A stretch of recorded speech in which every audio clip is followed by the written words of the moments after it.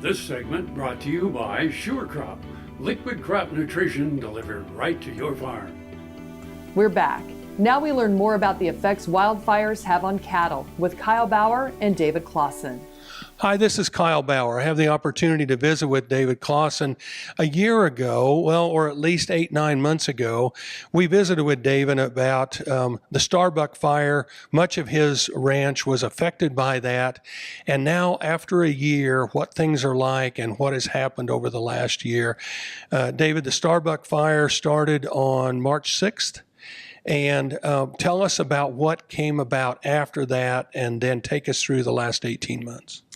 Well, the next 30 days, tremendous March winds, ground blew, the fire had burned everything off slick, so we had sand moving in the sand hills, even the hard ground was moving, but the rains came the end of March, and we got some tremendous green growth and ground cover over the next 60 days, which was tremendous, and it kept everything from blowing, and we had good moisture up until toward the end of August, and we had a few rains in September, but after that, we were no moisture end of September for the next 6 months. Well, and truly, if you drove through that country, you'd think, oh my gosh, this just came back. But what came back wasn't particularly useful. That's correct. And the sand hills especially was where we saw the most non-useful plants for grazing. We had great cover, and it was all sagebrush and ragweed. Mm-hmm. You know, you just look down, the ground was covered enough to hold it, but I mean, no cattle, they aren't going to graze it. So that was just one of those things, and we sat there and we just backed off of it.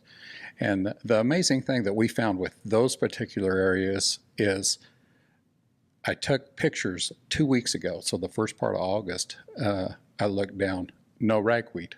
Sagebrush was still there, but there was no ragweed, and there was grass. Now, had you treated that with anything? No, we didn't touch it. And we kept cattle off of it because there wasn't anything to graze there anyway. So you just pull back and let Mother Nature take its course. Now, there's some of the people that wanted to spend money and use chemicals and everything like that, but patience is the key. And it was amazing. There's grass coming now where there wasn't a year ago. There had to be huge variations in soil type as to how things are coming back and you deciding what to do where. Exactly. There's some hard ground that we're still struggling with, but for the most part, the hard ground has come back good. If we've got some the grass that is a large, the taller grass has been able to cover the ground and kind of keep the sun from hitting it. Some of our pastures that just have mainly blue grama and buffalo, they're not able to mulch the ground or cover, shade it, so it's tended to bake, and it hasn't come back near as good. But we have a lot of it that has come back very nice. We've had Mother Nature's taking care of it very well. So at this point, 18 months later, what was your stocking rate this year? I mean, are you at 10% or 5%? And what are you anticipating for next year? It just depends on the area. We grazed a little bit when it went dormant last fall, where we did have grass that came back, but we pulled back on most of it during the growing season just to give it more ability to come back and put more energy into the roots. Right now, we're probably 25% stocked would be my guess overall on the burn areas.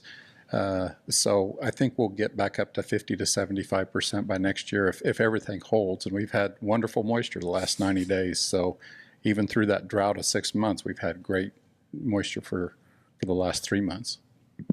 Talking with David Clawson, talking about the Starbuck fire and 18 months later and how the ranches are recovering in the Englewood, Kansas area. This is Kyle Bauer reporting.